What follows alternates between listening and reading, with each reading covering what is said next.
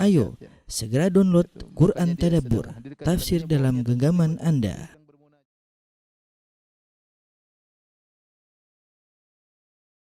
Bismillahirrahmanirrahim. Assalamualaikum warahmatullahi wabarakatuh. Alhamdulillahi ala ihsanih wa syukru lahu ala taufiqihi wa amtinanih wa asyhadu an la ilaha illallah wahdahu la syarika lahu ta'ziman li sya'nih wa asyhadu anna Muhammadan abduhu wa rasuluhu da'ila ridwanih. Allahumma salli alaihi wa ala alihi wa ashabihi wa ikhwani. Kepada ikhwan-ikhwan sekalian dan akhwat, para al-aba dan al-ummahat, bapak-bapak dan ibu-ibu, orang tua, wali-wali murid ya, yang dirahmati Allah Subhanahu wa taala. Alhamdulillah pada kesempatan kali ini kita berkumpul dalam rangka untuk membahas pembahasan yang sangat penting tentang mentarbiyah anak-anak ya. Bagaimana metode Islami atau al-manhaj nabawi dalam mentarbiyah anak-anak ya. Dan ini sangat penting untuk kita ketahui karena kita semua yakin agama kita sempurna ya. Allah Subhanahu wa taala telah berfirman, "Al-yauma akmaltu lakum dinakum wa atmamtu 'alaikum ni'mati wa raditu lakumul Islam madina." Sungguhnya aku pada hari ini telah sempurnakan bagi kalian agama kalian ya, dan aku sempurnakan nikmatku bagi kalian dan aku ridha Islam sebagai agama bagi kalian. Oleh karena tidak ada sesuatu pun yang kita butuhkan dalam kehidupan kita kecuali Islam telah mengajarkan ya dengan lengkap ya.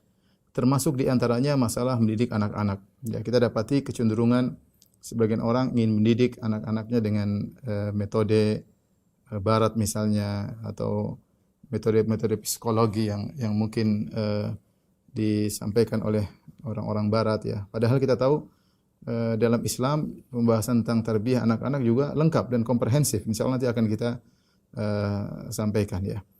Oleh karenanya saya mengajak para ikhwan dan akhwat, para ummahat untuk memperhatikan ya pembahasan ini karena ini penting bagi kita semua. Kita tahu adalah anak-anak adalah kebahagiaan kita ya. Makanya dalam satu hadis ketika Allah Subhanahu wa taala menguji hambanya dengan mengambil nyawa anaknya, Allah bertanya kepada malaikat, "Hal qabattum thamarata fuadihi?" Apakah kalian telah mengambil ruh dari buah hatinya? Yaitu Allah menamakan anak-anak dengan buah hati. Ya, dan itu benar ya. Thamaratul fuad, yaitu kita tahu betapa cintanya kita kepada anak-anak, dan Allah Subhanahu wa taala berfirman, "Al-malu wal banuna zinatul hayatid dunya." Bahwasanya harta dan anak-anak adalah perhiasan dunia ya. Makanya Allah juga berfirman, "Zuyyina lin-nasi hubbus syahawati minan nisa'i wal banin." Bahwasanya manusia dihiasi oleh Allah mencintai wanita dan juga mencintai anak-anak. Jadi anak-anak adalah sumber kebahagiaan kedua orang tuanya. Oleh karenanya mendidik mereka memang butuh perjuangan ya, butuh perjuangan. Dan saya ingatkan bahwasanya anak-anak ini adalah aset terbaik bagi seseorang, aset terbaik bagi seseorang. Ini sering saya sampaikan dalam banyak pengajian ya. Kalau anak-anak kita anak-anak yang soleh ya, maka betapa bahagia yang kita di dunia. Sebelum di akhirat, di dunia kita mendapati anak-anak yang soleh, yang mungkin taat, kalau kita bilang dia dengar, menyenangkan hati orang tua, maka seakan-akan kita mendapatkan surga yang disegerakan. Dan itu benar ya. Saya lihat anak-anak, masya Allah, satu mulai hafal Quran, satu membantu orang tua, satu pandai masak mungkin yang perempuan ya, yang satu pandai bersih-bersih rumah ya. Bahkan dalam sedikit kenakalan mereka yang mungkin saling mengganggu antara kakak dan adik, ada kebahagiaan. Kita lihat mereka terkadang ribut sana ribut sini, apalagi kita lihat mereka bertengkar aja terkadang kita sudah bahagia, apalagi lebih daripada itu ya. Jadi anak-anak merupakan buah hati orang tua. Kemudian anak-anak saya katakan aset terbesar bagi kita kalau kita sudah di alam barzakh. Sudah dalam barzakh ya, kita sudah tidak bisa beramal lagi, maka Nabi SAW ingatkan di antara aset paling berharga adalah anak soleh. Kata Nabi SAW, "Idza matal insan inqata anhu amaluhu illa min thalath." Jika seorang manusia telah meninggal dunia, maka terputus darinya amalnya kecuali dari tiga hal. Yang di antaranya shadaqatun jariyah, sedekah jariyah, ilmun yuntafa'u bihi, amalan yang bermanfaat, ilmu yang bermanfaat. Yang ketiga, waladun salihun yad'u lahu, anak soleh yang mendoakannya. Anak soleh yang mendoakannya. Di sini Rasulullah SAW tidak berkata kakaknya yang mendoakannya, atau adiknya yang mendoakannya, atau tetangganya yang mendoakannya, atau ustadznya yang mendoakannya, atau muridnya yang mendoakannya. atau teman pengajian yang mendoakannya. Nabi mengatakan waladun shalihun yad'u lahu, anak saleh yang mendoakannya. Padahal kita tahu kalau orang sudah meninggal, siapapun yang mendoakan bermanfaat. Misalnya saya meninggal, terus tetangga mendoakan saya, siapapun yang mendoakan saya, bahkan saya tidak kenal dia mendoakan saya, bermanfaat. Karena doa seorang muslim kepada muslim yang lain setelah meninggal dunia bermanfaat, masih hidup bermanfaat, meninggal juga saya bermanfaat. Tetapi kenapa Nabi SAW mengkhususkan penyebutan anak soleh yang mendoakannya? Kenapa Bapak dan Ibu dirahmati Allah Subhanahu wa taala? Karena tidak ada yang paling setia mendoakan kita kecuali anak yang soleh, ya. Saya sering sampaikan ada tiga orang yang sering mendoakan kita. Orang tua, pasangan hidup kita, dan anak kita. Ini 3 orang yang setia dan tulus ketika mendoakan. Orang tua, istri kita atau suami kita, dan anak-anak kita. Inilah 3 golongan yang sangat tulus mendoakan kita. Ya. Adapun kawan, jarang mendoakan kita. Ya. Kakak dan adik kita mungkin tidak senantiasa mendoakan kita. Ya. Guru kita apalagi belum tentu mendoakan kita. Murid-murid kita belum tentu mendoakan kita. Tapi 3 golongan ini yang selalu setia mendoakan kita, orang tua, istri, dan anak. Kenapa? Karena hubungan kita sangat erat dengan mereka dan ada timbal balik jasa antara kita dengan mereka. Ya. Adapun orang tua kita, biasanya mereka lebih dahulu dipanggil oleh Allah sebelum kita. Justru kita yang harus mendoakan mereka. Tapi ketika mereka masih hidup, mereka sering mendoakan kita. Ya. Biasanya orang tua dipanggil terlebih dahulu oleh Allah Subhanahu wa taala. Jadi tinggal 2 yang setia, pasangan hidup kita sama anak kita. Kemudian pasangan hidup kita, ya dia mendoakan kita, ya, tapi tidak lama kemudian mungkin dia akan menyusul kita pula, ya. Wallahu alam dia setia mendoakan kita setelah kita tiada atau tidak, ya. Bisa jadi seorang wanita meninggal dunia kemudian suaminya nikah lagi, apakah dia masih mendoakan istrinya atau tidak? Wallahu alam bishawab, ya. Demikian juga seorang lelaki mungkin meninggal kemudian istrinya menikah lagi, ya. Mungkin apakah dia masih mendoakan suaminya atau tidak? Wallahu alam bishawab. Tetapi biasanya pasangan hidup sering mendoakan pasangannya. Tapi yang paling memungkinkan setelah kita meninggal adalah anak-anak. Dan anak-anak yang setia mendoakan kita hanya yang soleh. Yang tidak soleh, jangankan mendoakan kita, mendoakan dirinya saja dia jarang. Dia jarang ibadah kepada Allah Subhanahu wa taala. Kalau dia tidak soleh, apa yang mau kita harapkan? Mungkin dia berhasil dari sisi dunia, mungkin dia seorang kaya raya, seorang direktur, seorang pejabat. Tapi kalau dia tidak soleh, ya, jangankan mendoakan kita, mendoakan diri dia sendiri jarang. Makanya ketika Nabi mengatakan waladun salih yad'u lahu, anak saleh mendoakan, ini isyarat dari Rasulullah SAW agar kita berusaha mewujudkan untuk memiliki anak yang soleh sebisa mungkin, karena ini aset yang terbesar. Aset yang terbesar. Jadi dia yang setia mendoakan kita. Dia setia mendoakan kita. Kalau kita di kuburan alam barzah, apa yang kita perlukan? Kita perlukan doa. Kita perlukan doa. Mau apa lagi, ya? Belum lagi kalau anak soleh kita ternyata dia mengumrahkan kita atau dia menghajikan kita. Ya, kemudian belum lagi kalau dia bersedekah atas nama kita. Kalau dia punya uang banyak mungkin bikin masjid dengan niat untuk kita. Maka semua ini pahala sampai kepada kita. Ya.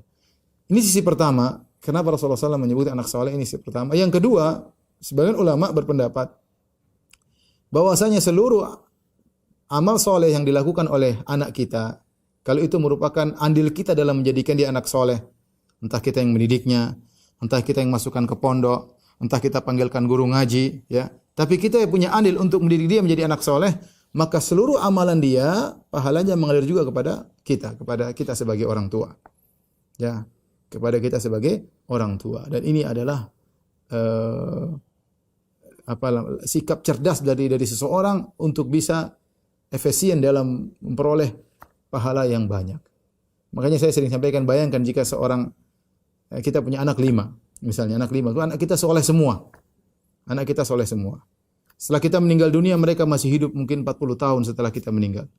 Bayangkan, berarti kita punya sumber pahala dari 5 orang. Masing-masing 40 tahun. 40 kali 5 orang, 200. Berarti kita punya sumber pahala berapa? Sekitar 200 tahun. Dari 5 orang anak yang soleh, masing-masing 40 tahun. Karena semua yang mereka kerjakan berupa amal soleh, akan ngalir kepada orang tuanya. Sebagaimana dijelaskan oleh para ulama, karena kita yang memotivasi mereka untuk beramal soleh, kita yang mendidik mereka, kita yang berjuang, kita yang berdoa agar mereka menjadi anak soleh. Maka ketika mereka jadi anak soleh dan mereka beribadah, ya, selain mendoakan kita, maka pahala mereka juga akan mengalir kepada kita sebagai orang tua. Belum di akhirat. Di akhirat kata Allah Subhanahu wa taala, "Walladzina amanu wattaba'atuhum dzurriyyatuhum biimanin alhaqna bihim dzurriyyatahum wa ma alatnahum min amalihim min syai' kullu imri'in bima kasaba rahin." Sebagaimana dalam surat Tur kata Allah Subhanahu wa taala, dan orang-orang yang beriman ya dan diikuti oleh anak-anaknya yang beriman pula, alhaqna bihim dzurriyyatahum. Maka kalau orang tua levelnya tinggi, anak-anak levelnya di bawah, maka Allah akan alhaqna bihim. Allah akan susulkan anak-anak kepada orang tua sehingga level mereka sama. Sehingga level mereka sama di surga. Wa ma alatnahum min amalihim min syai'. Kami tidak mengurangi ganjaran dari orang tua. Misalnya antara ayah dan anak, ayahnya misalnya atau ibunya di level 7 di surga misalnya, anaknya ternyata level 3, maka karena karunia Allah Subhanahu wa taala, anak-anak bisa diangkat levelnya di level 7 sejajar dengan orang tua tanpa mengurangi pahala orang tua. Dan kata para ulama, ini berlaku sebaliknya. Ini berlaku sebaliknya. Antara anak dan orang tua saling memberi manfaat, saling beri syafaat pada hari kiamat kelak. Ini berlaku sebaliknya karena makna zurriyah dalam bahasa Arab mencakup nenek moyang dan mencakup anak-anak, ya, mencakup nenek moyang dan mencakup anak-anak, ya. Oleh karenanya sebaliknya pula, jika anak-anak kita ternyata lebih soleh daripada kita dan mereka memiliki level yang tinggi di surga, ya, maka kita bisa disusulkan oleh Allah sejajar dengan mereka. Dan tentu ini adalah kebahagiaan tersendiri tatkala kita bisa dikumpulkan bersama anak-anak dan keluarga di akhirat kelak. Inilah ikhwan dan akhwat para wali-wali murid, bapak dan ibu yang dirahmati Allah Subhanahu wa taala, yang motivasi kita untuk bagaimana semangat mendidik anak-anak kita. Dan saya katakan tadi, karena ini aset terbesar bagi kita, ya, maka untuk bisa menuju ke arah sana, mempunyai anak yang soleh, butuh perjuangan. Perjuangan, pengorbanan, ya, bukan cuma pengorbanan harta jelas kita berkorban. Pengorbanan waktu, pengorbanan perasaan, menahan emosi, ya, dan lain-lain, ya, dan lain-lain. Tapi semua itu berpahala di sisi Allah Subhanahu wa taala. Saya bilang berhasil atau tidak berhasil, anak kita soleh atau tidak soleh, itu hidayah di tangan Allah. Anak kita soleh atau tidak soleh, kita dapat pahala besar karena mendidik anak-anak, ya. Apalagi kalau ternyata anak-anak menjadi anak-anak yang soleh. Taib, itu mukaddimah yang saya sampaikan mengenai pentingnya kita mendidik anak-anak. Yang berikutnya dikhususkan kepada para orang tua bahwasanya tarbiyah, mendidik anak-anak itu kewajiban yang Allah bebankan di pundak kita masing-masing. Setiap kita punya kewajiban mendidik anak-anak kita. Karena anak-anak adalah amanah. Amanah dari Allah Subhanahu wa taala. Ini telah Allah sebutkan dalam Al-Qur'an. Allah mengatakan, "Ya ayyuhalladzina amanu qu anfusakum wa ahlikum nara." Wahai orang-orang yang beriman, jagalah diri kalian dan keluarga kalian, istri, anak-anak, tanggung jawab kita. Kita berusaha mendidik mereka. Kita berusaha mentarbiyah mereka. Ya, karena Islam tidak mengajarkan kita egois, ya. Jangan seorang egois, ya sudah saya beriman, istri anak saya enggak urusan. Istri mau kafir, mau masuk neraka enggak ada masalah. Nanti di sana ada bidadari. Enggak begitu, ya. Islam tidak mengajarkan seorang egois. Islam menyuruh kepala rumah tangga untuk mengajak anak istrinya masuk surga, untuk mencegah anak istrinya dari neraka jahanam. Ya ayyuhalladzina amanu qu anfusakum wa ahlikum nar. Wahai orang yang beriman, jagalah diri kalian dan keluarga kalian dari neraka jahanam, ya. Kemudian juga Allah Subhanahu wa taala, wa'mur ahlaka bis salati wastabir 'alaiha la nas'aluka rizqan nahnu narzuquk wal aqibatu littaqwa. Allah Subhanahu wa taala perintahkanlah keluargamu untuk salat, wastabir 'alaiha, dan sabar untuk salat. Sabar untuk salat, sabar untuk memerintahkan mereka salat. La nas'aluka rizqan, jangan sampai, ya, kata Allah, kami tidak minta rezeki dari kalian. Jangan sampai kalian cari rezeki lupa untuk mendidik anak-anak dan istri. Nahnu narzuquk, justru kami yang beri rezeki kepada kalian. Wal aqibatu littaqwa, dan kesudahan yang baik adalah bagi orang-orang yang bertakwa. Ini dua ayat menunjukkan bahwasanya tarbiyah adalah tanggung jawab kita masing-masing. Kemudian Rasulullah SAW juga menekankan, kullukum ra'in wa kullukum mas'ulun an ra'iyatihi. Setiap kalian adalah pemimpin dan setiap kalian adalah dimintai pertanggungjawab atas apa yang dia pimpinnya, ya. Seorang lelaki, dia adalah ra'in fi baitihi. Dia adalah pemimpin di rumah tangganya, di rumahnya. Maka dia akan diminta pertanggungjawaban atas apa yang berlaku dalam rumahnya. Termasuk tentang kondisi anak dan istrinya. Dia diserahkan amanah oleh Allah dan dia akan dimintai pertanggungjawaban oleh Allah Subhanahu wa taala. Ini agar kita ingatkan bahwasanya tarbiyah ini adalah ibadah kepada Allah Subhanahu wa taala, ya. Allah membuka pintu pahala dengan kita berusaha mentarbiyah anak-anak kita, dan kita perlu perjuangan, perlu pengorbanan dalam mendidik anak-anak kita.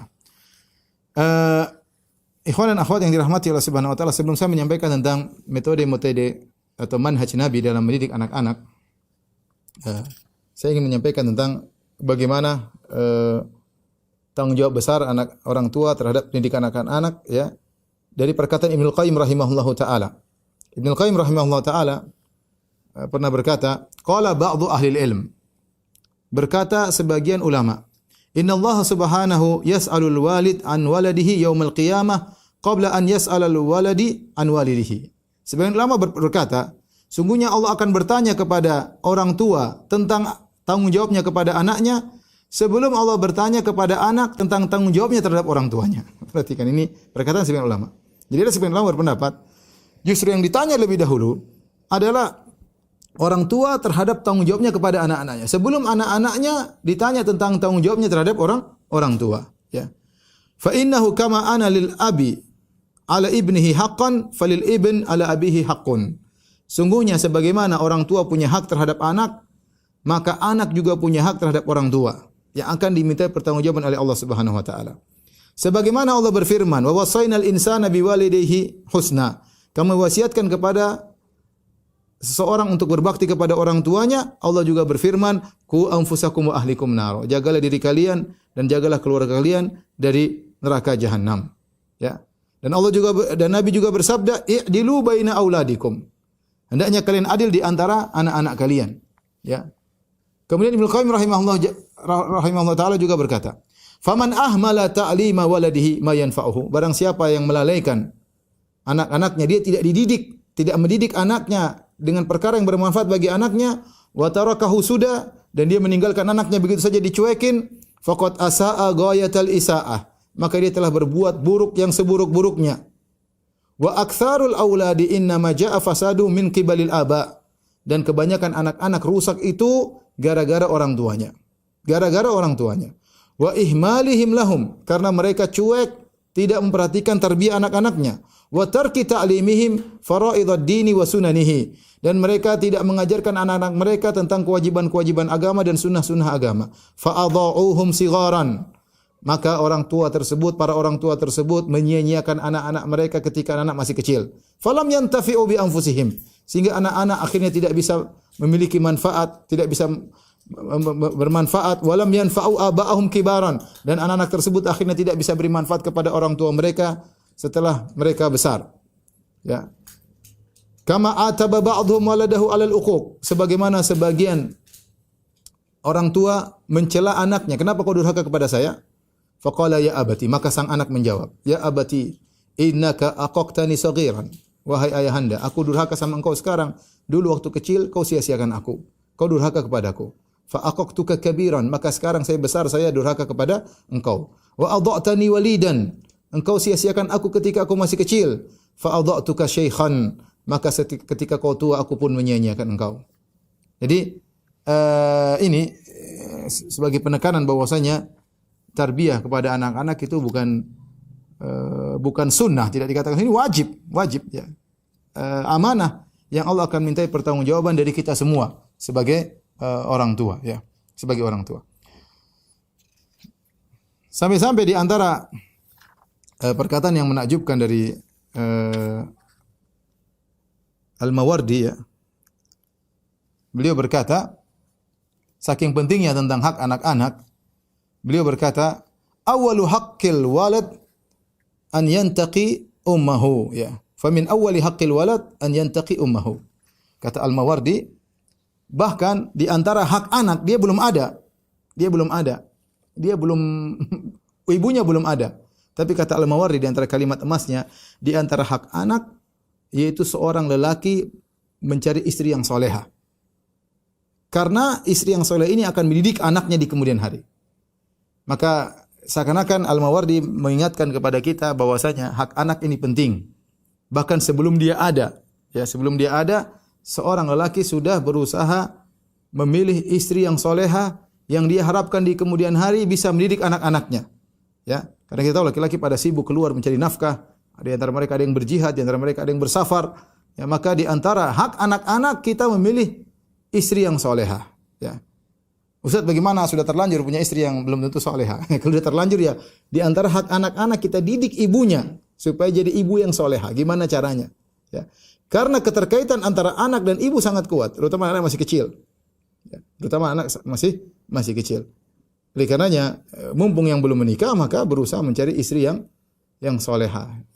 Karena pendidikan anak kalau diserahkan kepada wanita yang tidak solehah maka susah. Ya. Kalau terlanjur istri kita ternyata tidak solehah, maka kita berusaha mendidik istri kita agar dia bisa menjadi istri yang solehah dan dia bisa mendidik anak-anak kita.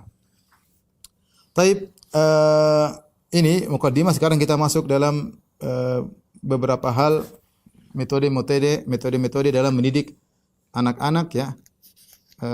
Dan saya sarikan dari buku Manhajut Tarbiyah Nabawiyah Littifl ya. Karangan Muhammad Nur bin Abdul Hafiz Suwaid ya. Buku ini saya rasa komprehensif lengkap ya. Mengingatkan kepada kita tentang pentingnya manhaj nabawi dalam mendidik anak-anak ya. Bahkan beliau juga mengingatkan bahwasanya sebagaimana antum berjuang untuk mendidik anak-anak, syaitan juga berjuang untuk menggelincirkan anak-anak dari jalan yang benar ya.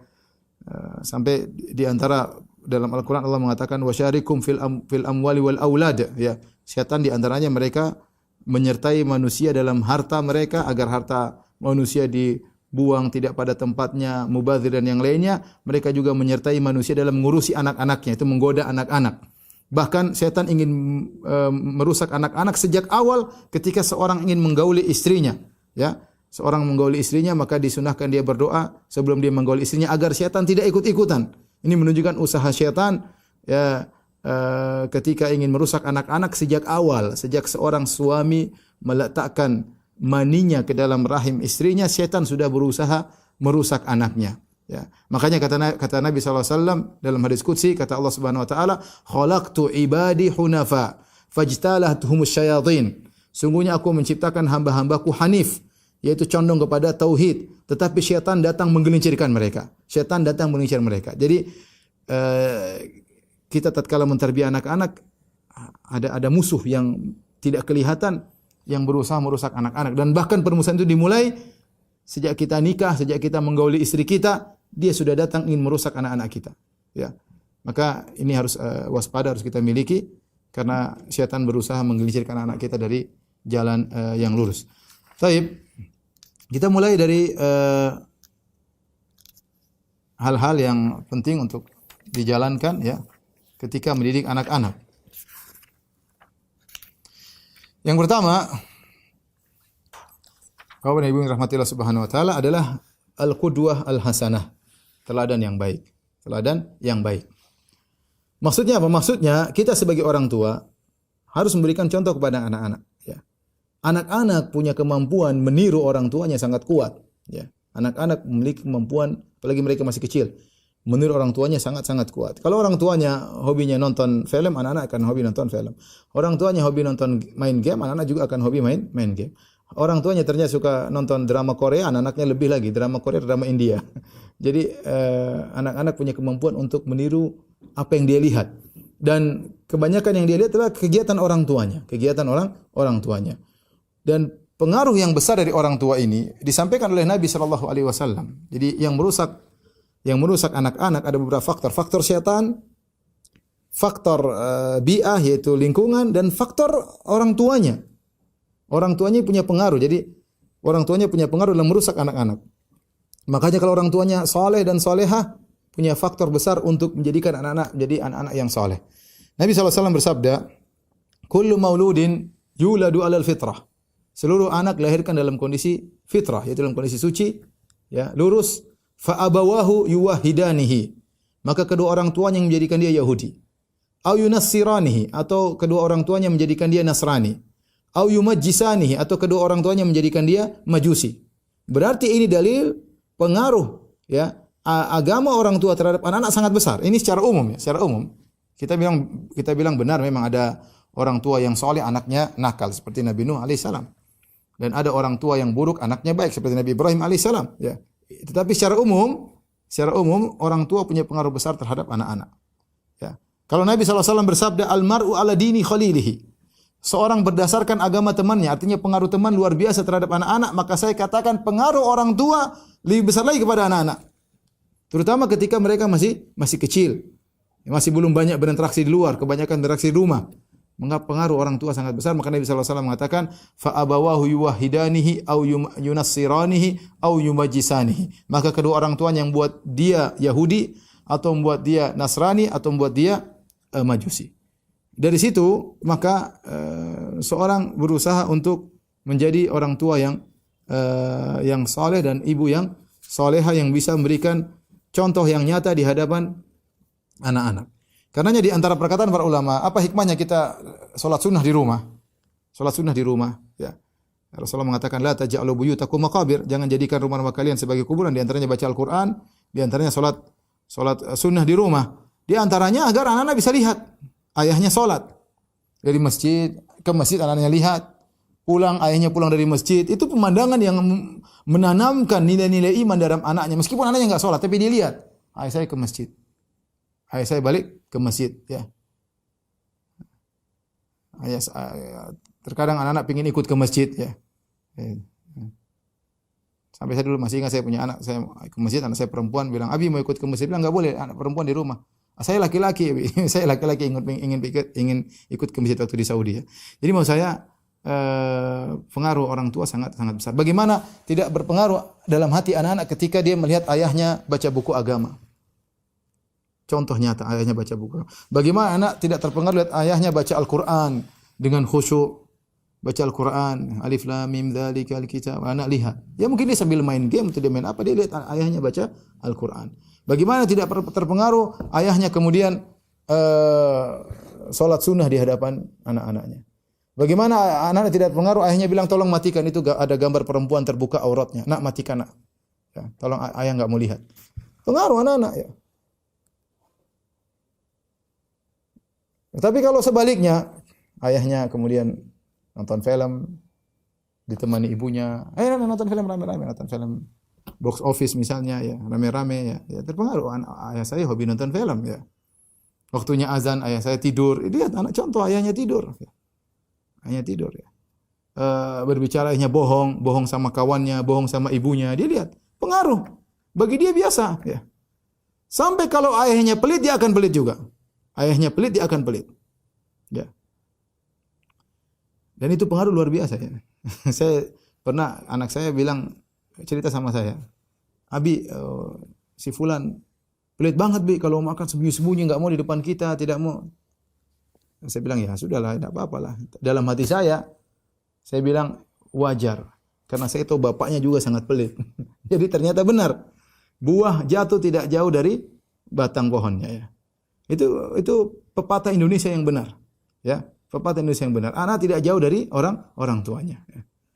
Oleh karenanya, ini saya bilang secara umum ya. Bisa jadi saya katakan tadi orang tua tidak soleh ternyata anaknya jadi ustadz, bisa jadi anaknya ustadz, anaknya jadi perampok, bisa jadi ayahnya ustadz, anaknya penjahat, bisa jadi.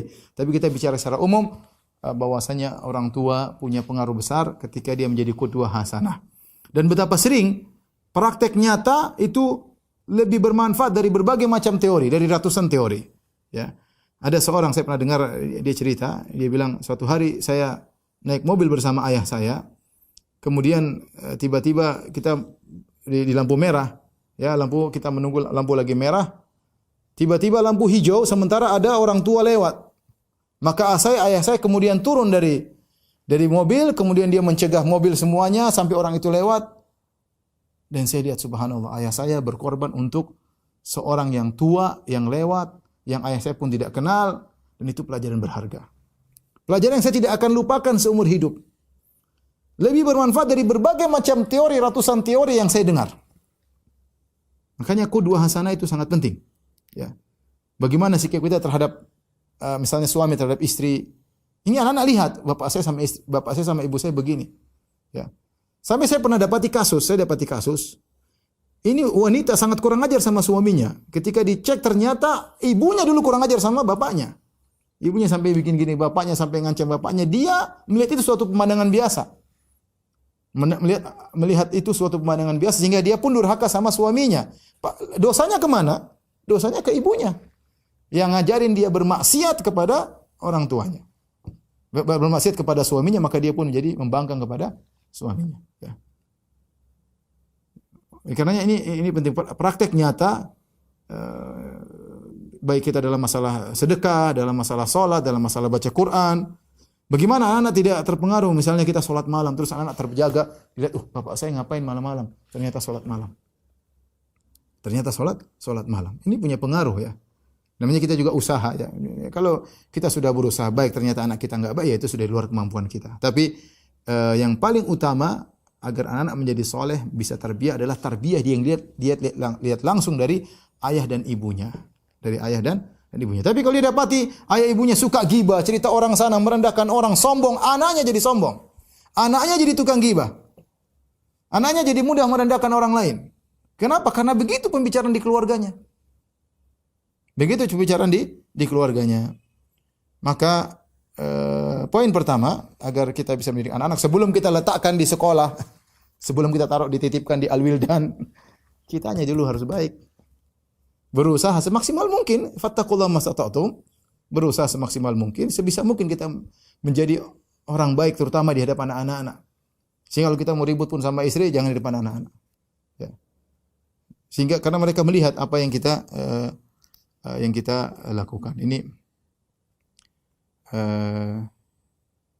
yang pertama ya. Dalam satu hadis, Al-Imam Abu Dawud meriwayatkan satu hadis dari Abdullah bin Abi Bakrah rahimahullahu taala. Beliau berkata, qultu li abi, yaitu anaknya Abu Bakar. Abu Bakar sahabat radhiyallahu anhu. Dia berkata, ya abati, wahai ayahanda, asma'uka taqulu kulla ghadatin.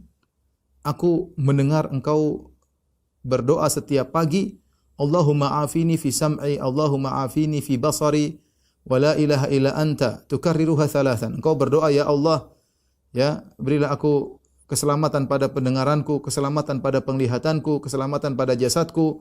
Tidak ada yang berhak disembah kecuali engkau. Engkau mengulangi 3 kali, hina tusbihu ketika pagi hari, dan engkau mengulanginya 3 kali ketika sore hari. Hina tumsi. Jadi dia lihat, ayahnya kok baca doa seperti ini, kok diulang 3 kali. Anak bertanya. Maka sahabat ini menjawab, Pak, ya bunayya, inni sami'tu Rasulullah sallallahu alaihi wasallam yad'u bihinna. Wahai putraku, aku mendengar Rasulullah SAW berdoa dengan doa-doa tersebut. Fa ana uhibbu an astanna bi sunnatihi. Aku ingin mengikuti sunnah Rasulullah sallallahu alaihi wasallam. Ini contoh nyata bagaimana seorang anak melihat orang tuanya sehingga dia bertanya dan dia meniru apa yang dilakukan oleh dan dia bisa tiru apa yang dilakukan oleh orang tuanya. Saya pernah ditanya, Ustaz, gimana anak-anak kita, Ustaz? Oh, kerjanya nonton main bola kesana kemari, dipanggil ngaji susah. Saya bilang mungkin bapaknya juga hobi nonton bola ya wajar lah. Anaknya ikut-ikutan ya. Anak ikut-ikutan ya. Jadi, sebelum kita menyalahkan anak-anak, kita salahkan diri kita terlebih dahulu. Kemudian di antara hadiun Nabi, petunjuk Nabi dalam mendidik anak-anak adalah memilih waktu dalam memberikan nasihat. Kita tidak selalu ceramah anak-anak terus ya. Beda kalau di pondok karena ada jadwalnya. Tapi kita sebagai orang tua, tidak setiap saat kita ceramahin anak-anak. Kita pilih waktu-waktu yang pas yang mereka mau mendengar. Sebagaimana Nabi SAW memilih waktu-waktu yang pas untuk menyampaikan nasihat. Di antaranya Nabi SAW memilih waktu yang pas untuk nasihat ketika sedang dalam perjalanan, ya, mungkin lagi jalan-jalan, ya.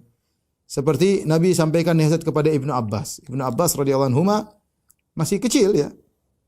Kata Ibnu Abbas, kuntu khalfan Nabi SAW yauman. Suatu hari aku di belakang Nabi SAW. Entah lagi sedang berjalan kaki bareng-bareng atau sedang digonceng oleh Nabi SAW, dan dalam banyak hadis Rasulullah SAW membonceng sahabat, ya, kemudian beri nasihat kepada mereka tatkala sedang digonceng oleh Nabi SAW. Itu sedang santai, ya. Terkadang kita beri nasihat tidak harus di dalam kamar kemudian kita ceramain. Terkadang sambil naik mobil kita bisa nasihat anak-anak. Terkadang kita lagi jalan-jalan, lagi tamasya, kita bisa diselingi dengan nasihat anak-anak. Mereka hati lagi senang diajak jalan-jalan sama orang tuanya, saatnya kita kasih nasihat. Ya. Kemudian Nabi SAW memberi nasihat kepada Ibnu Abbas, ya, dalam riwayat yang lain, ya, thumma ardafani khalfahu, ya. Kemudian Nabi sallallahu alaihi wasallam memboncengku di belakang, tsumma sarra bi maliyan, kemudian berjalan denganku di atas tunggangannya, tsumma altafata, kemudian Nabi balik nengok aku. Nabi berkata, "Ya gulam, wahai remaja." Qultu labbaik ya Rasulullah. Aku katakan, "Ya Rasulullah." Ihfazillahi yahfazka. Hadis yang masyhur. Ihfazillahi tajidhu tujahaka. Wahai remaja, jagalah dirimu maka jagalah Allah maka Allah akan menjagamu, ya. Ihfazillah, jagalah Allah, niscaya Allah kau dapati Allah di hadapanmu, dan seterusnya. Tapi intinya Nabi ketika menasihati Ibnu Abbas, ya ketika dalam kondisi sedang berjalan, ya, bukan dalam ruangan khusus, ya, tetapi ketika sedang jalan-jalan. Dan ini mungkin ini contoh dari Nabi. Kita bisa saja memilih waktu yang lain, tapi ini saya ingin sampaikan bahwasanya Nabi memilih waktu yang tepat untuk memberi nasihat kepada anak-anak. Contoh lagi, seperti anak-anak mungkin sedang melakukan kesalahan, saatnya kita juga beri nasihat, tentu dengan cara yang lembut, tentu dengan cara yang lembut, ya. Ya, saya ingatkan bahwasanya hukum asal kita memberi nasihat adalah dengan kelembutan, ya. Dan itulah yang diajarkan oleh Nabi sallallahu alaihi wasallam. Bahkan dalam satu hadis dalam riwayat Al-Imam Ahmad, ya, dengan sanad yang sahih, kata Nabi sallallahu alaihi wasallam, "Idza aradallahu bi ahli baitin khairan adkhala alaihimur rifqa." Jika Allah menghendaki kebaikan pada suatu keluarga, Allah masukkan kelembutan dalam keluarga tersebut. Saya ulangi, "Idza aradallahu bi ahli baitin khairan adkhalaha alaihim ar-rifqa." Jika Allah menghendaki kebaikan pada suatu keluarga, Allah masukkan kelembutan pada mereka. Dan Nabi SAW mengatakan, "Maka narifku fi syai'in illa zana, wa ma nuzi an syai'in illa syana." Tidaklah kelembutan diletakkan pada suatu kecuali akan menghiasinya, dan tidaklah dicabut dari suatu kecuali akan merusaknya, akan membuat dia menjadi buruk. Jadi hukum asal segala sesuatu adalah kelembutan. Jangan sampai di rumah kita sering teriak-teriak, ya. Mungkin sebagian kita terbiasa dengan tradisi, sesuatu tradisi sukunya atau tradisi tempat tinggalnya. Mungkin dulu orang tuanya tinggal di pantai, kemudian kalau bicara teriak-teriak karena banyak angin misalnya, atau di gunung suka teriak-teriak. Tapi kita rubah ketika di rumah tidak perlu teriak-teriak. Alhamdulillah istri kita pendengarannya masih beres, suami kita juga pendengarannya masih normal, ya. Anak-anak juga pendengarannya masih normal. Tidak semua kita hadapi dengan mengangkat suara. Kalau kita menghadapi segala sesuatu dengan angkat suara, ini menunjukkan bukan kebaikan yang Allah kehendaki. Ini saya harap dicamkan oleh bapak dan ibu-ibu. Inna Allah idza arada bi ahli baitin khairan, ya, jika Allah Subhanahu wa taala menghendaki kebaikan bagi suatu rumah tangga, adkhala alaihimur rifqa, maka Allah masukkan ke dalam mereka kelembutan. Sering setan membisiki kita untuk bersikap tegas dan keras, ya. Ini akan mendatangkan kebaikan dengan memukul, dengan menjewer, dengan mencubit. Saya tidak melarang orang tua memukul anaknya, ya. Tidak jadi masalah. Tapi bukan itu hukum asal. Itu sesekali keluar daripada kebiasaan. Kebiasaan tidak boleh mukul. Kebiasaan kita jangan angkat suara. Kebiasaan jangan teriak-teriak di rumah. Orang teriak-teriak enggak. Sesekali tidak jadi masalah. Ya, sesekali kita tegur dengan keras, sesekali kita hukum, sesekali kita cubit, sesekali kita pukul, enggak ada masalah. Tapi bukan itu hukum asal. Bukan itu hukum asal. Dan usahakan kelembutan, ya. Kita tetap menjaga kelembutan meskipun anak kita sedang salah. Meskipun anak kita sedang salah. Dalam satu hadis Rasulullah SAW, ya, dari Umar bin Abi Salamah, beliau berkata, "Kuntu gulaman fi hijri Nabi sallallahu alaihi wasallam." Aku masih kecil ketika di bawah naungan Nabi sallallahu alaihi wasallam. Jadi Nabi sallallahu alaihi wasallam menikah dengan Ummu Salamah. Ummu Salamah punya beberapa anak yatim, di antaranya Umar bin Abi Salamah. Dan dia berkata, aku remaja masih di bawah naungan Nabi sallallahu alaihi wasallam, yaitu Nabi adalah bapak tirinya. Fakanat yadi tatishu fi suhfa. Maka aku pun makan tanganku ke sana kemari ketika makan. Ini adab dalam makan dan dia salah dalam beradab. Faqala li Rasulullah sallallahu alaihi wasallam, Rasulullah SAW berkata kepadaku, "Ya gulam, sambillah." Wahai sang remaja, sebut nama Allah kalau makan. Wa kul bi yaminik, makanlah dengan tangan kananmu. Wa kul mimma yalik, dan makanlah yang ada di depanmu. Jangan loncat kanan, loncat sini kalau lagi makan, ya. Dalam riwayat yang lain, Rasulullah berkata, "Udunu ya bunayya." Mendekatilah wahai anakku. Fasammillah, ucapkanlah bismillah, wa kul bi yaminik, makan dengan tangan kanan, wa kul mimma yalik, dan makanlah dari yang dekat denganmu. Lihatlah Nabi mengatakan udunu, dekatlah ya bunayya, dekatlah wahai putraku, menunjukkan kelembutan Nabi sallallahu alaihi wasallam. Nabi ucapkan ketika anak ini sedang salah. Ketika anak ini sedang melakukan kesalahan, ya. Nabi tidak, kadang-kadang sebagian orang tua mungkin nyinyir anaknya, rakus, loncat sana loncat. Jangan. Anak-anak juga, ya terkadang kita bercanda oke lah sesekali, tapi jangan selalu begitu ya. Anak-anak juga punya perasaan.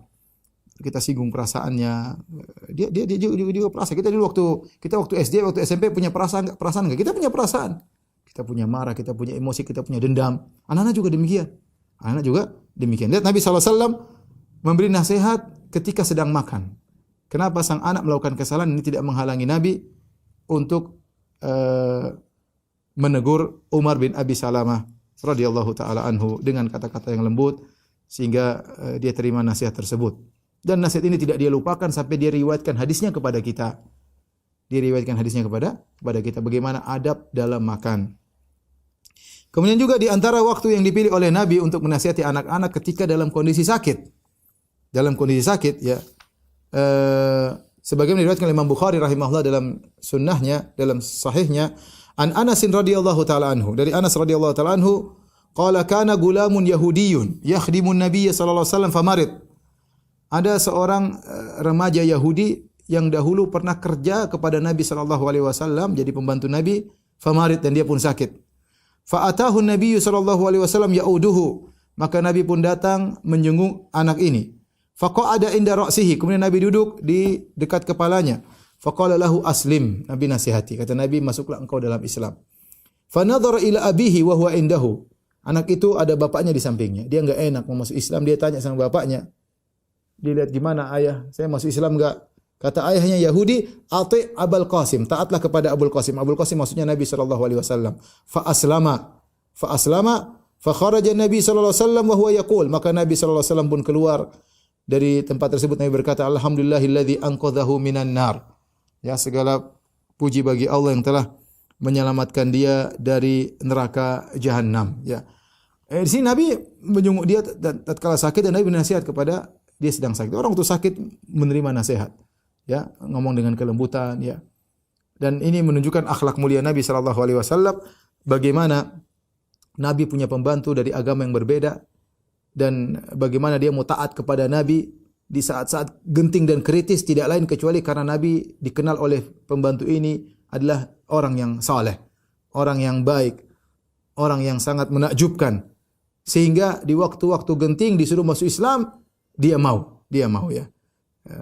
Bahkan bapaknya yang juga Yahudi tidak masuk Islam, suruh anaknya taat kepada Nabi sallallahu alaihi wasallam. Ini menunjukkan bagaimana luar biasanya akhlak Nabi sallallahu alaihi wasallam. Tapi intinya Rasulullah SAW beri nasihat kepada seseorang ketika sedang sakit. Ini sekedar contoh dari Nabi sallallahu alaihi wasallam. Maksudnya, ikhwan dan akhwat yang dirahmati Allah Subhanahu wa taala, kita bukan berarti tiap hari kasih nasihat sama anak-anak terus ceramah ini. Kalau di sekolah oke lah, kita sekolah, mereka tahu ini jamnya sekolah. Tapi ketika mereka di rumah, di sela-sela mereka bermain kita nasihati. Di sela-sela kita sedang jalan-jalan, jangan lupakan masukan nasihat. Ini kadang kita lalai. Kalau kita jalan-jalan seakan jalan-jalan murni. Lupa ada masukan nilai-nilai nasihat kepada anak-anak. Padahal mungkin saat-saat yang tepat dan anak-anak mungkin tidak lupa dengan nasihat-nasihat yang kita berikan di saat-saat yang tepat untuk menasihati mereka. Kemudian juga nasihati anak-anak ketika sedang melakukan kesalahan, tapi dengan cara yang lembut agar nasihat tersebut masuk dalam hati mereka dan mereka bisa menjalankan nasihat tersebut. Kemudian contoh yang diajarkan oleh Nabi sallallahu alaihi wasallam mensikapi anak-anak di antaranya al-adl wal musawat bainal atfal, yaitu adil di antara anak-anak. Bersikap adil di antara anak-anak. Ikhwan dan akhwat yang dirahmati Allah Subhanahu wa taala, ya, anak-anak memiliki sifat cemburu yang tinggi, ya. Memiliki sifat cemburu yang tinggi. Dan kita yang sudah punya anak tentu tahu akan hal ini. Saya punya anak 5, saya tahu bagaimana kecemburuan yang ada pada mereka, ya. Antara kakak dan adik saling cemburu. Dan kalau kita tidak memanage dengan baik, adil dalam bersikapi mereka, ya, maka akan menimbulkan pertikaian di antara mereka, itu pertama. Yang kedua, menimbulkan durhaka kepada kita. Durhaka kepada kita. Maka ini perkara yang sangat penting yang diajarkan oleh Nabi sallallahu alaihi wasallam, itu adil di antara anak-anak. Adil di antara anak-anak. Sebagai contoh bahwasanya kecemburuan anak-anak bisa pada tingkatan berbahaya. sebagaimana yang Allah kisahkan tentang kisah Nabi Yusuf dan saudara-saudaranya. Nabi Yakub alaihissalam punya anak 12. Di antaranya Yusuf, Binyamin, Yahuda dan yang lainnya. Ya. Ternyata 10 anak dari Nabi Yakub cemburu kepada Yusuf dan Binyamin. La Yusufu akhuhu ahabbu ila abina minna wa nahnu usbah. Sungguhnya Yusuf dan saudaranya Binyamin lebih dicintai oleh ayah kita padahal kita lebih banyak 10 orang. Inna abana la fi dhalalin mubin. Ayah kita sudah salah besar. Padahal bapaknya Nabi. Ini saya bicara tentang Nabi Yakub yang tentu dia sangat baik dalam mendidik anak-anaknya. Ya, tetapi syaitan masuk di antara anak-anaknya dan syaitan menjadikan anak-anak cemburu salah satu dengan yang lainnya. Karena kecemburuan yang luar biasa sampai mereka punya ide untuk membunuh Yusuf. Uqtulu Yusuf. Bunuh adik kita Yusuf. Awitrahuhu arda yakhlu lakum wajhu abikum, atau buang dia di tempat lain sehingga bapak kita enggak pernah lihat dia. Wa takunu min ba'di qauman shalihin, ya. Sehingga kalau mereka sudah pergi semua, Yusuf sudah kita buang, ayah kita bisa fokus cinta kepada kita. Ini kecemburuan. Kecemburuan di antara anak-anak, ya. Demikian juga Allah kisahkan tentang Qabil dan Habil. Gimana Qabil cemburu kepada Habil sampai membunuh Habil. Qala la aqtulannak, aku akan bunuh engkau. Dan dia bunuh Habil. Ini kakak beradik. Dan terlalu banyak masalah. Saya sebagai ustaz sering ditanya, bagaimana kakak cemburu sama adik, adik cemburu kepada kakak. Banyak hal terjadi, kejadian kecemburuan, ya, sampai dendam kepada ibunya, dendam kepada ayahnya, dan ini terjadi. Ya, bagaimana seorang dendam kepada ibunya? Kenapa menganggap ibunya tidak adil kepada dia? Ya. Kemudian dia durhaka kepada ibunya. Ya, setan bermain. Di antara hal yang menjadikan anak durhaka dan menjadikan mereka bertikai di antara mereka adalah tidak adilnya orang tua dalam memberi pemberian kepada anak-anak. Dalam satu hadis yang diriwayatkan oleh Imam Bukhari, Imam Muslim dari Nu'man bin Bashir radhiyallahu anhuma, anna abahu ata Rasulullah sallallahu alaihi wasallam, bahwasanya Bashir bapaknya Nu'man datang kepada Rasulullah sallallahu alaihi wasallam. Jadi Bashir ini kasih hadiah kepada anaknya Nu'man. Hadiah yang berupa budak. Dia punya budak, dia kasih kepada anaknya. Dan ini hadiah besar. Budak harganya mahal zaman dahulu, hadiah besar. Sementara dia punya anak dari istri-istri yang lain, tidak dia kasih. Maka ketika dia kasih kepada Nu'man, ibu dari Nu'man, istri yang merupakan ibu dari Nu'man, menyuruh, wahai Bashir, kau minta persaksian dari Nabi SAW. Kenapa? Karena kau tidak kasih anak-anakmu yang lain dan istri yang lain. Kau cuma kasih kepada Nu'man. Maka Bashir datang kepada Nabi untuk menjadi saksi atas pemberian hadiahnya kepada Nu'man. Maka datanglah Bashir kepada Nabi. Kemudian Bashir berkata, wahai Rasulullah, inni nahaltu ibni hadha gulaman kana li. Saya memberikan hadiah kepada putraku Nu'man ini, budak yang saya miliki, saya berikan kepada dia. Rasulullah SAW bertanya, akullu waladika nahaltahu mithla hadha? Apakah semua anak-anakmu yang lain kau berikan seperti yang kau berikan kepada Nu'man? Ya, dan ini wallahu alam, zahirnya kalau masalah hadiah memang ada khilaf. Apakah hadiah disamakan antara laki-laki dengan perempuan? Beda kalau waris berbeda. Tapi kalau hadiah ketika seorang masih hidup, apakah dia memberikan kepada anak laki-laki, anak perempuan dengan perbandingan 2:1 atau sama 1:1? Ini ada khilaf di kalangan para ulama. Tetapi zahir dari hadis ini, aqulu waladika nahaltahu mithla hadha, apakah seluruh anak-anakmu kau berikan seperti ini? Dan anak-anak mencakup laki-laki dan perempuan. Seakan-akan kalau masalah pemberian hadiah seakan-akan semua sama. Beda kalau warisan. Maka Nabi bertanya, semua anakmu kau berikan seperti ini? Faqala la. Kata Bashir, tidak. Tidak semuanya saya kasih. Maka Nabi berkata, la tushhidni ala jawr. Jangan kau jadikan aku menjadi saksi atas kezaliman. Ini perbuatan zalim. Nabi menamakan perbuatan zalim. Lalu Nabi berkata, sallallahu alaihi wasallam, ayasurruka an yakunu laka fil birri sawaan? Apakah kau suka anak-anakmu semua berbakti kepada engkau? Sama baktinya kepada engkau? Qala bala, kata Bashir, tentu. Qala Rasulullah SAW, fala idzan, kalau begitu jangan kau kasih hadiah kepada Nu'man. Ya. Dalam riwayat Muslim, Rasulullah bertanya, afa'alta hadza biwaladika kullihim? Apakah kau beri hadiah kepada seluruh anak-anakmu? Qala la. Ya, maka Bashir berkata tidak. Nabi berkata, ittaqullah wa'dilu fi auladikum. Bertakwalah kepada Allah dan adillah dalam mensikapi anak-anakmu. Ya. Oleh karena ini penting bagi orang tua bersikap adil. Dan saya katakan juga bukan cuma orang tua, demikian juga para guru. Ya. Kenapa di antara hikmah para guru tidak boleh mendapat hadiah dari wali murid. Ya. Tidak boleh. Kalau wali murid ingin memberi hadiah berikan kepada kepala sekolah yang kasih tanpa harus diketahui siapa pemberinya. Tidak jadi masalah. Ya. Dan dia bagi semuanya. Adapun wali murid memberi hadiah khusus kepada seorang guru, guru ini akhirnya tidak adil kepada anak-anak. Itu dilarang. Guru ini akhirnya tidak adil kepada anak-anak muridnya. Ya. Ini antara guru dan murid saja tidak boleh tidak adil. Apalagi antara orang tua dengan anak-anaknya. Ya. Maka seorang berusaha adil dalam segala hal. Dalam pelukan, anak-anak dipeluk semuanya. Dalam ciuman, anak-anak dicium semuanya. Tentu bisa jadi seorang tua lebih condong kepada salah seorang anak, jadi lebih sayang. Mungkin anaknya lebih ganteng mungkin, ya, atau mungkin anaknya lebih cerdas, atau anaknya lebih gagah, tetapi dia berusaha untuk adil dalam semuanya. Kalau sesuatu dipeluk, semuanya dipeluk. Kalau satu disayang, semuanya disayang. Kalau satu dibelikan baju, semua dibelikan baju. Satu dibelikan mainan, semua dibelikan mainan. Ya, bukan dalam pemberian saja, dalam sikap juga dia berusaha untuk sama. Ini hukum asal dalam mensikapi anak-anak. Karena anak-anak bisa menilai, ya. Anak bisa menilai. Saya pernah mengalami ketika anak saya Zainab sama Habibah. Habibah ketika masih kecil, Zainab sudah agak besar. Saya peluk-peluk Habibah. Zainab protes. Zainab sudah besar. Dia bilang, Abi enggak adil. Siapa yang ngajarin juga bilang begitu. Dia bilang, Abi enggak adil. Saya bilang, kenapa nak? Abi peluk-peluk Habibah, Zainab enggak dipeluk.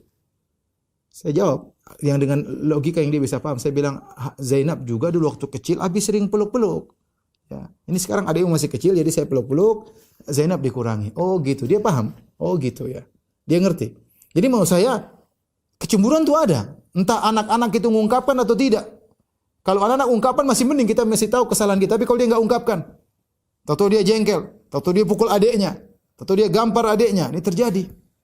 Lihatlah anak-anak kecil misalnya, masih kecil ada bayi, kemudian kita ini yang kakaknya kurang diperhatikan, dia cemburu. Terkadang dia pukul adiknya. Kecemburuan itu ada. Oleh karena seorang berusaha untuk bersikap adil di antara anak-anaknya sebisa mungkin dalam segala hal. Ustaz, bolehkah kita bedakan anak-anak? Sebagian ulama mengatakan boleh dalam hal tertentu. Jika memang ada hajah, ada suatu kondisi yang buat kita membedakan pemberian atau sikap, itu boleh-boleh saja. Contoh, misalnya ada di antara anak-anak yang mungkin punya kebutuhan khusus, cacat misalnya, atau sakit misalnya. Nah, saya ingatkan kepada orang tua kasih tahu kepada anak-anak yang lain. Misalnya dia selalu maafkan yang satu, ngomel-ngomel dimaafkan terus, diberi uzur terus. Kenapa? Misalnya ternyata dia punya penyakit tertentu. Kalau dimarahin kemudian mungkin jantungan atau apa. Maka tugas orang tua beritahu kepada anak-anak yang lain. Maaf anak-anakku, ayah punya sikap khusus kepada kakak kalian karena kakak kalian begini. Mohon kalian mengerti. Dia kasih tahu kepada, agar anak-anak bisa ngerti kenapa kita memiliki sikap yang lain terhadap salah satu anak kita. Ya. Atau misalnya kita membedakan sikap karena kebutuhan. Yang satu harus misalnya masuk di universitas apa yang sehingga memerlukan kebutuhan. Ini kita jelaskan kepada yang lain. Ini kebetulan kakakmu lagi masuk universitas ini, dia butuh pengeluaran yang banyak. Maka ayah harus berikan dia kebutuhan yang dia perlukan. Ini contoh. Demikian juga Imam Ahmad berfatwa, kalau misalnya ada perbedaan satu, ternyata anak kita tukang maksiat, kalau ngambil uang kita kasih selalu dia bermaksiat, maka kita boleh membedakan. Kita tidak kasih dia. Kenapa? Karena kita tahu dia gunakan untuk maksiat. Kalau kita kasih dia habiskan buat main-main, untuk foya-foya, untuk ngaburkan uang, kita boleh membedakan. Kenapa? Ini tidak mengapa, karena ada kondisi khusus yang buat kita membedakan, mensikapi salah satu dengan yang lainnya. Tapi saya katakan kembali kepada hukum asal, kita menyamakan satu dengan yang lainnya. Saya pernah menghadapi si kasus, seorang datang kepada saya, Ustaz, kakak saya enak Ustaz. Kenapa? Dia dibelikan rumah oleh bapak saya. Kamu enggak? Waktu bapak saya belikan rumah buat kakak saya masih kecil. Perhatikan. Saya masih kecil, kakak saya sudah besar, dibelikan rumah. Sekarang bapak saya meninggal, kakak saya punya rumah, saya enggak punya apa-apa. Dia jengkel. Ya. Subhanallah. Ini contoh pemberian yang besar-besar seperti ini, rumah.